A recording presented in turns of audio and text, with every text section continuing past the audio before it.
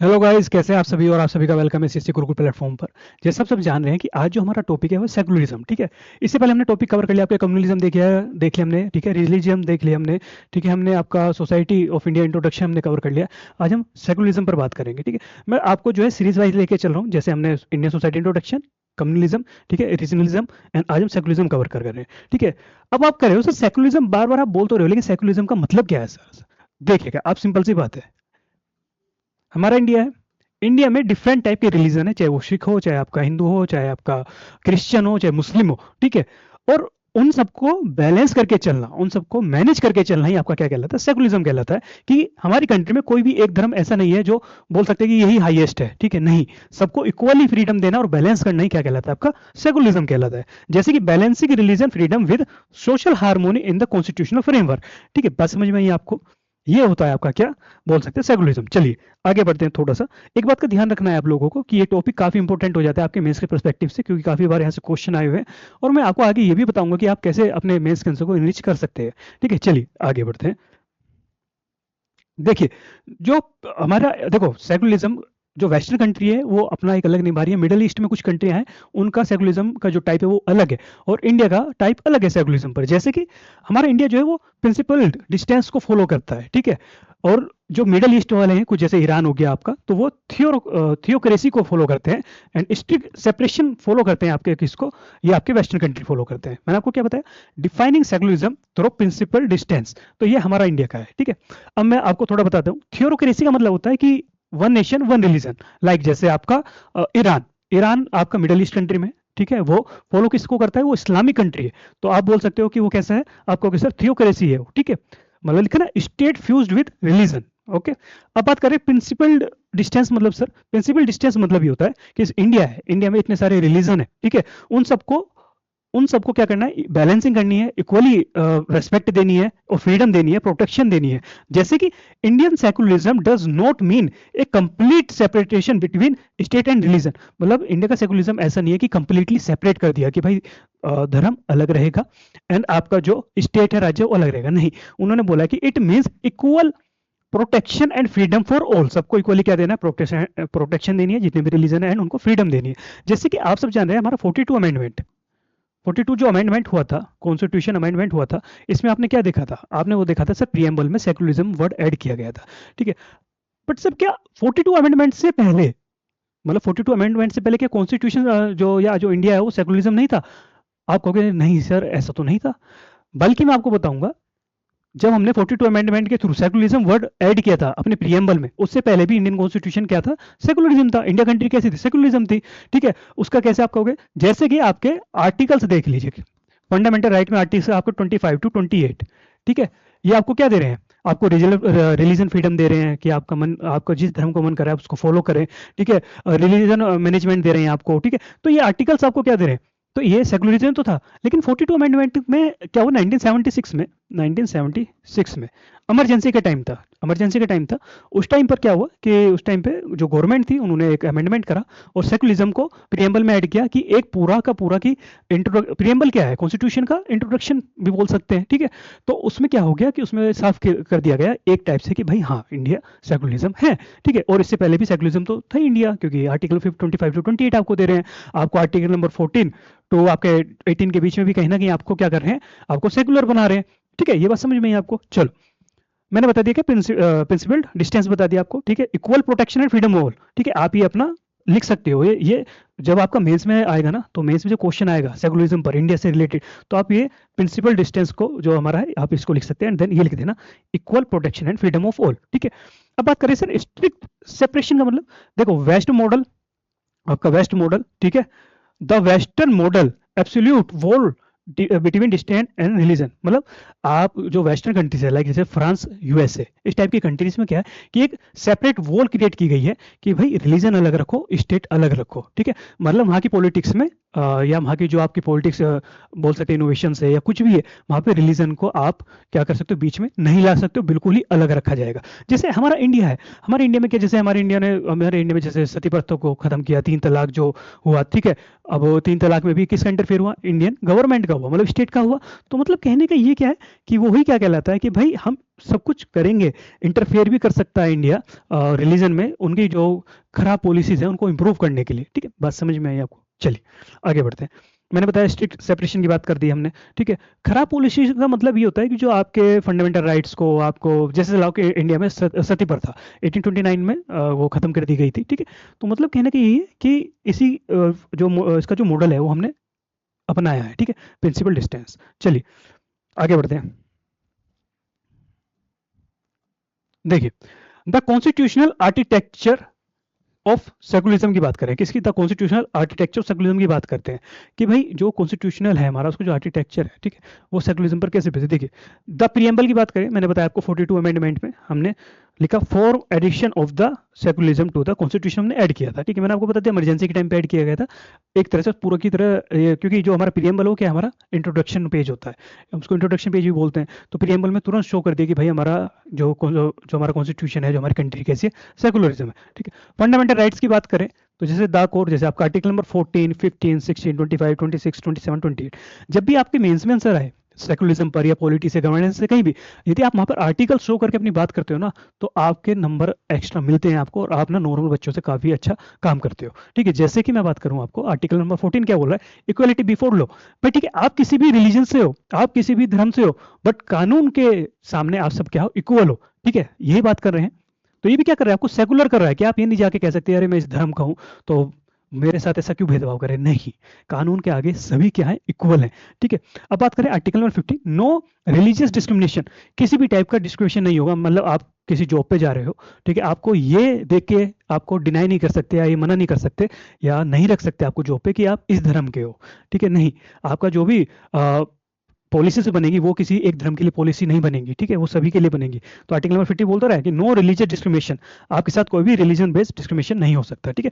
Article number 60, equal public employment opportunity की बात कर रहे होते हैं, ठीक है, ये भी सेकुलरिज्म है। बता दें सभी को सेकुलरिज्म, मैंने आपको बता दिया, सभी को मैनेज करना, सभी रिलीजन को फ्रीडम देना, अपॉर्चुनिटी देना और प्रोटेक्शन देना, रिस्पेक्ट करना, ठीक है। आर्टिकल नंबर 60 में तो ये बोल रहा है आपको कि इक्वल पब्लिक एम्प्लॉयमेंट अपॉर्चुनिटी है, ठीक है, आपके सामने जो भी अवसर आएंगे, अपॉर्चुनिटी आएंगी, ठीक है, उसमें आपको ये देख के डिनाई नहीं कर सकते कि आप इस रिलीजन के हो, नहीं, ऐसा नहीं कर सकते, ठीक है। आर्टिकल नंबर 25, फ्रीडम ऑफ कंसाइसेंस, ठीक है, मतलब कि आपको फ्रीडम है, भाई आपको जिस भी रिलीजन को मानना है, ठीक है, फॉलो करना है, वो फ्रीडम देता है article number 25। Article number 26, freedom to the manage religious affairs, आप मैनेज कर सकते हो जितने भी रिलीजियस अफेयर्स है आपके, जो जो आप लोग करना चाहते हो अपने रिलीजन में, तो आप इसको मैनेज कर सकते हो, आर्टिकल नंबर 26 बोल रहा है। 27, नो कंपलसरी रिलीजन टैक्सेशन नहीं होता है, ठीक है। 28 बोला rule on religious in instruction in school, ठीक है। ये सारी बातें हो गई हैं, बात समझ में आ गई। यदि गवर्नमेंट, आर्टिकल नंबर 28 भी तो बोल रहा है कि जो गवर्नमेंट के थ्रू जो भी फंडिंग हो रही है, जो कंट्रोल हो रहा है किसी स्कूल पर, कॉलेज पे, जो कि जैसे हमारे गवर्नमेंट कॉलेज हो गए, वहां पर किसी भी टाइप की रिलीजियन एजुकेशन नहीं दी जा सकती, ठीक है, ये हो गया।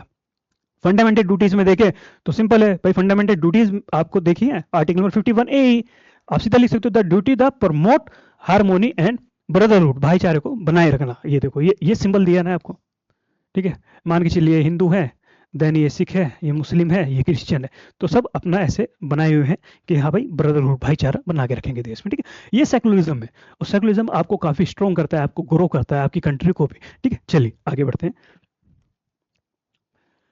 क्या, अब हिस्टोरिकल एवोल्यूशन देख लेते हैं, ठीक है। क्या इंडिया का जो सेकुलरिज्म है, क्या वो सिर्फ मॉडर्न टाइम पे ही आया है सर, या उससे पहले भी था? तो मैं बोलूंगा उससे पहले भी था। जैसे कि आपने एंशियंट इंडिया में जाओगे तो एंशियंट इंडिया में आपने अशोका की पॉलिसी थी, क्या आप कहोगे सर, धमा, ठीक है। धमा पॉलिसी थी किसकी, अशोका की, सम्राट अशोक की, ठीक है। सम्राट अशोक की जो ये पॉलिसी थी, ये क्या बोलती थी, ये एंशियंट टाइम की बात है, सेकुलरिज्म कोई आज का नहीं है, वो एंशियंट टाइम से इंडिया में, ठीक है। तो ये बोल, एंशियंट टाइम में आप देखोगे जब अशोक का टाइम था, जब ये पॉलिसीज दी थी धमा, ठीक है, इस धम पॉलिसी का के टाइम भी क्या था, आप कहोगे सर कौन कौन से रिलीजन थे, आप कहोगे सर हिंदी, हिंदू हिंदू था, आपका जैनिज्म था, आपके बुद्धिज्म थे, ये रिलीजन थे। Hinduism, sorry, Hindu, Jainism, Buddhism, ये 3 टाइप के रिलीजन थे उस टाइम पे। तो मतलब कह सकते हो कि जब भी डाइवर्सिटी थी हमारे यहाँ रिलीजन्स की, ठीक है, उन सबको इक्वली रेस्पेक्ट देने के लिए ये पॉलिसी थी। ये मेरे ख्याल से जो स्क्रिप्ट है अशोक की स्क्रिप्ट नंबर 12, उसमें भी बात की गई है कि सभी जितने भी धर्म है सबको इक्वली रेस्पेक्ट दी जाए। ठीक है, तो एंशिएंट टाइम से चल रहा है सेकुलरिज्म, जो हमारा बोल सकते हैं कि कॉन्सेप्ट है। ठीक है, मीडिएवल में देखोगे, मीडिएवल इंडिया में जब हम अकबर के समय में आते हैं तो अकबर की एक पॉलिसी थी क्या, सुल ए कुल। ठीक है, सुलह ए कुल। ठीक है, यूनिवर्सल पीस की बात कर रहे थे, यहाँ सभी धर्म के लोग बैठते थे, तर्क वितर्क करते थे। ठीक है, और सभी को सेकुलरिज्म के मतलब जो एक थॉट्स हैं तो वहां पे यहाँ पे ये आपको देखने को मिलेंगे। ठीक है, चलिए, जैसे आपका भक्ति एंड सूफी मूवमेंट्स, काफी सारे भक्ति सूफी मूवमेंट्स आपने देखे हैं, सबने सभी धर्मों को रिस्पेक्ट दी है, तो वो भी सेकुलरिज्म था। ठीक है, आप ये शो कर सकते हो जब भी आपका आंसर आए कि सर सेकुलरिज्म पर ऐसे आया, तो ये कीवर्ड्स हैं, अकबर का सुलह कुलाई, भक्ति एंड सूफी मूवमेंट्स, अशोक की धमा पॉलिसी, ये सब क्या है, ये आपके कीवर्ड्स हैं और आपको आपके आंसर को ना इनरिच करेगा बहुत अलग लेवल पर। ठीक है, बात समझ में आ रही है? चलिए, फ्रीडम की बात करें, फ्रीडम स्ट्रगल के समय तो आप देखोगे सर महात्मा गांधी का, जैसे कि आप महात्मा गांधी हैं जो हमारे लीडर्स हैं, ठीक है, Jawaharlal Nehru, doctor B R Ambedkar. ठीक है, इन्होंने काफी क्या करें, जैसे महात्मा गांधी का आप बोलोगे सेवा धर्म, सेवा धर्म जो था कि उसमें भी बोल रहे थे कि सभी जो धर्म है वो एक नजर मतलब सभी धर्म जो है आपको एक ही मंजिल पर ले जाते हैं। ठीक है, सभी धर्म आपको मोरल एजुकेशन सिखाते हैं। ठीक है, तो मतलब कहने का यही है कि आपका ये सेकुलरिज्म जो है ये आपका फ्रीडम स्ट्रगल के टाइम पे महात्मा गांधी जी ने भी दिया था, सेवा धर्मो। ठीक है, दूसरी बात है जवाहरलाल नेहरू और डॉक्टर बी आर अम्बेडकर। ठीक है, नेहरू जी जो थे साइंटिफिक टेम्परामेंट के पर्सन थे, ये बोलते थे कि देखो ऐसा है, धर्म को हमेशा अपनी पॉलिटिक्स से या राजनीति से थोड़ा दूर रखा जाए, क्योंकि हम बात कर रहे हैं, जब हम देश के विकास की बात करते हैं तो हम तर्क वितर्क जो है साइंटिफिक टेम्परामेंट है उस पर हम काम करना चाहिए हमको, इससे हमारा जो है कि इंडिया जो है ग्रो करेगा। एंड जब हम पॉलिटिक्स से धर्म को अलग रखेंगे तो देश में भी शांति बनी रहेगी। ठीक है, तो डॉक्टर बी आम्बेडकर जी जो है वो इंस्टीट्यूशनल सेफगार्ड के रूप में काम किया, इन्होंने हमें जो कॉन्स्टिट्यूशन दिया है, आर्टिकल्स दिए हैं, फंडामेंटल राइट दिया है, आर्टिकल नंबर 32 दिया है। ठीक है, ठीक है, ये सब सेफ गार्ड के रूप में काम किया है। ठीक है, ये है कि जो पोस्ट इंडिपेंडेंस वाली ये लाइन है, इसमें भी ये बात की गई है कि कॉन्स्टिट्यूशन से पहले भी इंडिया में जो सेकुलरिज्म है वो एग्जिस्ट करता है, वो था। ठीक है, चलिए आगे बढ़ते हैं। अब बात करते हैं, थोड़ा सा देखते हैं, डायग्नोस्टिक बात करते हैं, कंपैरिजन कर रहे हैं इंडिया वर्सेस वेस्टर्न सेकुलरिज्म का। हम क्या करेंगे, हम यहाँ पे सर कंपैरिजन करेंगे। ठीक है, कंपैरिजन जैसे कि देखो, डायमेंशन की बात करें इंडियन मॉडल पर, और इंडियन मॉडल कैसा है, प्रिंसिपल मॉडल है, आपको पता होना चाहिए। ठीक है, वेस्टर्न मॉडल कैसा है, आपने बताया कैसा था, सेपरेट था। ये देखिए, ये स्ट्रिक्ट सेपरेशन बेस है वेस्टर्न मॉडल। चलिए, या देखिए, कोर फिलोसफी की बात करते हैं, डायमेंशन बात करें यदि कोर फिलोसफी, यदि हम कोर फिलोसफी देखें इंडियन मॉडल की, तो equal respect for all religion. Yes, simple सी बात है, हमारे आर्टिकल्स, हमारे प्रीएम्बल से भी ये तो बोल रहा, हमारा सेकुलरिज्म कैसा है कि भाई जितने भी रिलीजन है सबको इक्वली रेस्पेक्ट दो। ठीक है, तो ये क्या हो गया आपका कोर फिलोसफी है इंडियन मॉडल की। लेकिन वेस्टर्न मॉडल की कोर फिलोसफी क्या है कि भैया सेपरेट रखो, जैसे strict separation of church and state. ठीक है, चर्च और स्टेट, चर्च में जो भी चल रहा है उसमें जो राज्य है वो दखल नहीं कर सकता, मतलब उसमें इंटरफेयर नहीं कर सकता है। ठीक है, तो ये आपका क्या स्ट्रिक्ट है सेपरेशन, दोनों बहुत अलग है। ठीक है, रिलीजन में पॉलिटिक्स नहीं जा सकती एंड रिलीजन पॉलिटिक्स में नहीं जा सकता, सेपरेट है दोनों, तो ये बात कर रहा है। ठीक है, वेस्टर्न मॉडल। स्टेट इंटरवेंशन की बात करें, स्टेट में इंटरवेन फॉर सोशल रिफॉर्म्स। ठीक है, सोशल रिफॉर्म्स है हमारे यहाँ, हमारे सोशल रिफॉर्म जैसे हम कर सकते हैं, हमारी गवर्नमेंट कर सकती है। लाइक जैसे मैंने आपको बताया ना, 1928 में सती प्रथा को एबोलिश करना, 3 तलाक होना, 3 तलाक पे। ठीक है, सबरीमाला मंदिर पर जो आपने देखा 2018 में सुप्रीम कोर्ट ने डिसीजन दिया था कि महिलाओं की एंट्री हो सकती है, जो भी महिला, पहले क्या था कि सबरीमाला मंदिर में महिलाओं की एंट्री पर रोक थी। ठीक है, तो उसको हटाया गया। ठीक है, आप ऐसे देख सकते हो। ठीक है, सोशल रिफॉर्म होते हैं हमारे यहाँ। लेकिन वेस्टर्न मॉडल जो है मिनिमल, ठीक है, मिनिमल जीरो मतलब इंटरफेयर कर सकता है कि चर्च में कोई भी नीतियां चल रही हैं, कुछ भी चल रहा है, ठीक है, उनके धर्म को लेकर उसमें सरकार इंटरफेयर बिल्कुल नहीं कर सकती है। ठीक है, चलिए, हमारा नेचर, अब नेचर की बात करें तो हमारा नेचर कैसे, पॉजिटिव सेकुलरिज्म है। पॉजिटिव मतलब कि आप यार इंटरफेयर कर सकते हो। ठीक है, जो चीजें गलत हैं उसको आप सही कर सकते हो। ठीक है, तो से पॉजिटिव सेकुलरिज्म। लेकिन नेगेटिव सेकुलरिज्म कैसे कि भाई आप इंटरफेयर ही नहीं कर पा रहे, चाहे वो चीजें गलत हो तो गलत ही होंगी। ठीक है, बस समझ में, तो वो नेगेटिव सेकुलरिज्म पे आता है।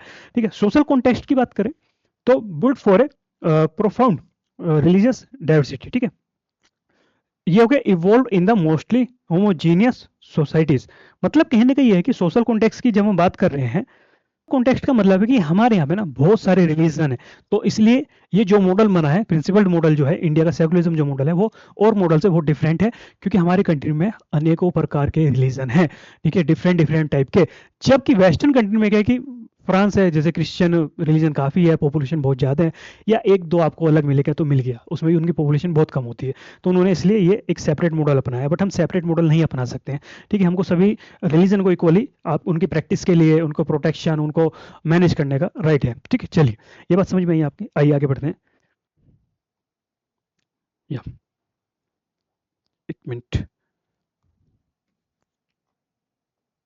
चलिए, the social imperative of secularism की बात कर रहे थे, ठीक है। डेमोक्रेसी एंड जस्टिस के पिलर जो हैं, उन पिलर में कुछ जैसे आपका, आप बोल सकते हो कि कॉन्स्टिट्यूशनल मोरालिटी जो है वो एक मेन पिलर है।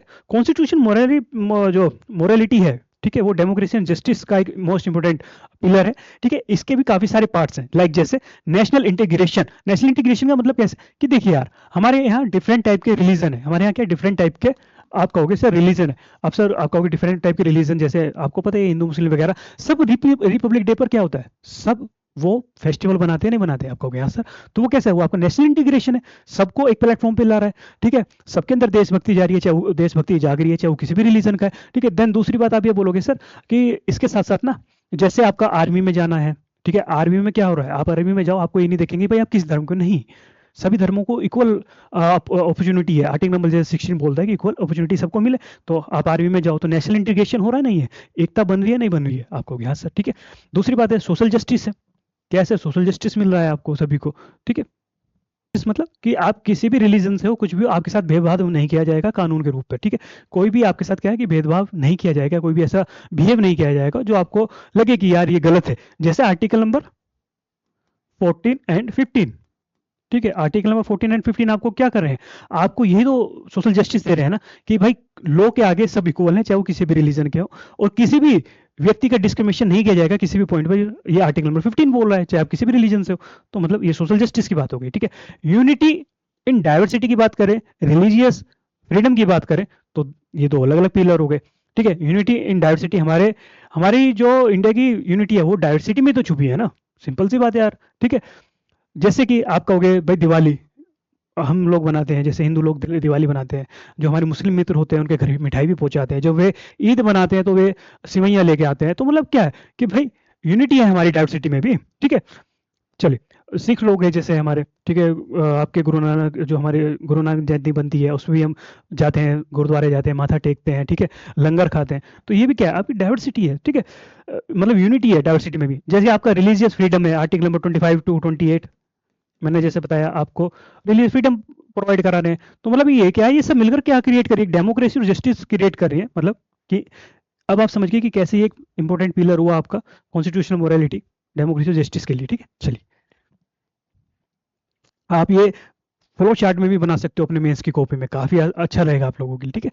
चलिए, आप ये थोड़ा देख लेना, यूपीएससी हाई लेवल वोकैबुलरी मैं आपके थोड़ा नोटिस कर मतलब लेके आया हूँ। कौन क्या होता है ना कि आपके जो मेंस में कई बार आता है कि आप किस टाइप के वोकैब यूज कर रहे हो, ठीक है। तो कई बार क्वेश्चन आता है तो आपको पता होना चाहिए, यदि क्वेश्चन आ रहा है और उसमें ये वोकैब दी है तो आपके इनके मीनिंग पता होना चाहिए, कि इंक्लूसिव सोसाइटी क्या होता है, ठीक है, सोशल कोहेजन क्या होता है, ठीक है, प्लुरलिज्म क्या होता है, टॉलरेंस क्या होता है, इक्वलिटी क्या होता है, ये आपको पता होना चाहिए। एंड ये आप ये जगह नोट कर लेना, ठीक है, और ये खुद से कवर करना है आपको, देखो इनको समझो, ये आपके लिए होमवर्क है, ठीक है। चलिए,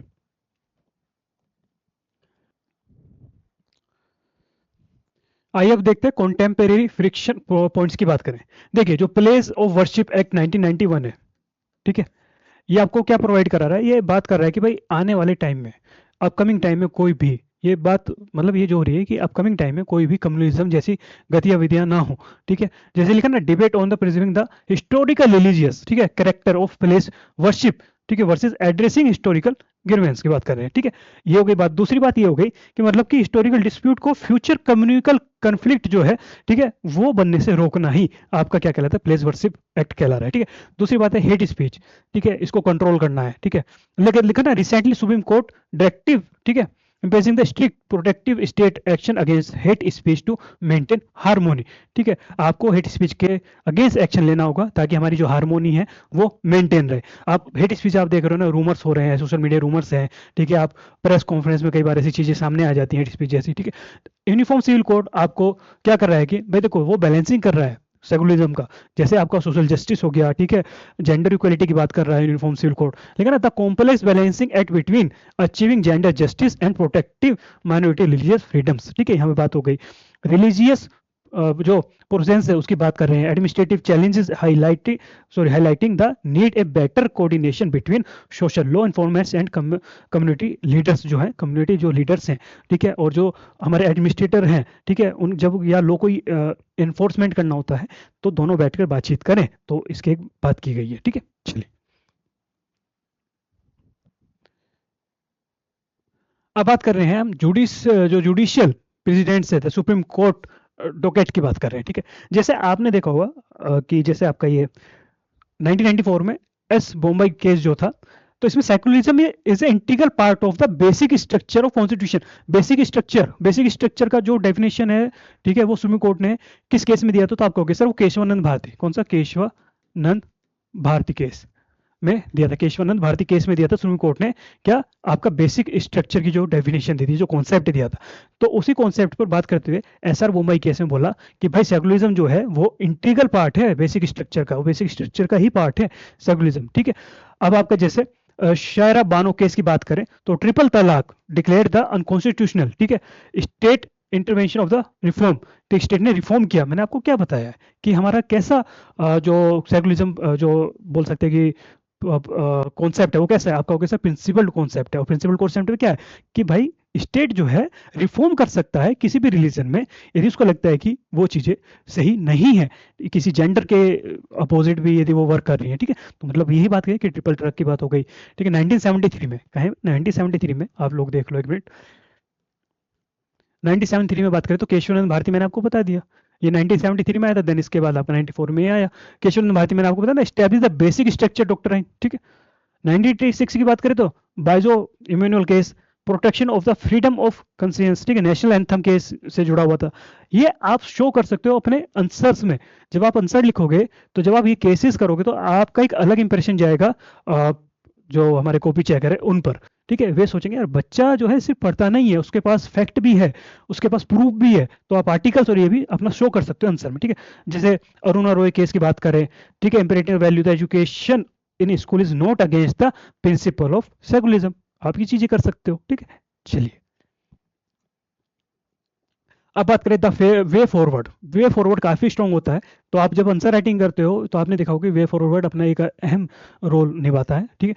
द फॉरवर्ड की बात करें तो स्ट्रेंथनिंग द सेकुलर फैब्रिक की बात करें, ठीक है, तो जैसे एडमिनिस्ट्रेशन की बात हो गई, स्ट्रॉन्ग एक्शन अगेंस्ट जो हमारी हेट स्पीच है, जो हमारा एडमिनिस्ट्रेशन है, सॉरी, जो हमारा एडमिनिस्ट्रेशन है, ठीक है, वो क्या करेगा, वो स्ट्रॉन्ग एक्शन ले सकता है अगेंस्ट हेट स्पीच के, ठीक है। यदि कोई व्यक्ति किसी मंच से हेट स्पीच फैला रहा है क्योंकि हमारी हारमोनी जो है उसको डिस्ट्रॉय कर रहा है, हमारा जो कंट्री में पीस है उसको डिस्ट्रॉय करने की कोशिश कर रहा है, तो आईपीएस आईएएस कोई भी आपका जो एडमिनिस्ट्रेटर है वो क्या कर सकता है कि वो उस पर क्या कर सकता है, एक्शन ले सकता है, ठीक है। जो सोसाइटी की बात करें तो इंटरफेथ डायलॉग्स है, इंक्लूसिव डेवलपमेंट की बात हो रही है, एजुकेशन की बात करें, ठीक है, तो आपका जैसे कॉन्स्टिट्यूशनल एंड जो डिजिटल लिटरेसी है अगेंस्ट मिस इन्फॉर्मेशन, ठीक है, वैल्यूअल बेस्ड एजुकेशन, ठीक है, ये सब ये वे फॉरवर्ड में आप लिख सकते हो, ठीक है। ये जैसे कोटेशन हो गया, constitution molality is the essential for the democracy, ठीक है, ये आप ऐड कर सकते हो। Gandhi ji respect every religion equally, ठीक है, बात समझ में आई आपको। चलिए अब ये मेंस इनरिचमेंट डैशबोर्ड है, आप लोग कमेटी रिपोर्ट्स जो ऐड कर सकते हो, जैसे सरकारी कमीशन है, सेंट्रल स्टेट सेकुलर डायनेमिक की बात कर रहा है, नेशनल इंटीग्रेशन काउंसिल की बात कर रहा है, तो आप ये कमेटी रिपोर्ट्स अपने आंसर में शो कर सकते हो, ठीक है। तो मैंने बताया था ना आपको कि वीडियो में आगे बताऊंगा कि आप कैसे मेंस आंसर राइट को इनरिचमेंट कर सकते हो, तो मैंने आपको बताया, ठीक है। लो कमीशन रिपोर्ट्स आप डाल सकते हो यूसीसी एंड रिफॉर्म्स की, ग्लोबल, ठीक है, ग्लोबल एचडीएस की बात करते हैं, एचडीजी 16 की बात होगी, पीस करता है, जस्टिस स्ट्रॉन्ग इंस्टीट्यूशन की बात करता है, एचडीजी 16 आप लिख सकते हो अपने आंसर में, एचडीजी 10 लिख सकते हो, ठीक है, रिड्यूस करता है इनइक्वालिटी की बात करता है एचडीजी 10, ठीक है। ग्लोबल कीवर्ड्स जैसे आपका, ये आपको पता होना चाहिए, ठीक है, प्लुरलिज्म क्या होता है, मैंने आपको जैसे पीछे बताया वो गैप जो मैं लेके आया था उसको आप लोग कवर कर सकते हो, ठीक है, उसको थोड़ा सा एक जगह नोट डाउन करना, चीज़ों को समझना है आपको, ठीक है। तो चलिए आज के लिए इतना ही रखते हैं, आज आपका ये लेक्चर एंड हो गया है, और आपको यदि वीडियो पसंद आई है, कॉन्सेप्ट समझ में आ रहे हैं, तो प्लीज़ चैनल को लाइक शेयर एंड सब्सक्राइब करें। सब्सक्राइब इसलिए करें क्योंकि आने वाली जो वीडियोस हैं उसका आपको नोटिफिकेशन मिल जाए, ठीक है। ऑल द बेस्ट आप सभी को एंड थैंक यू।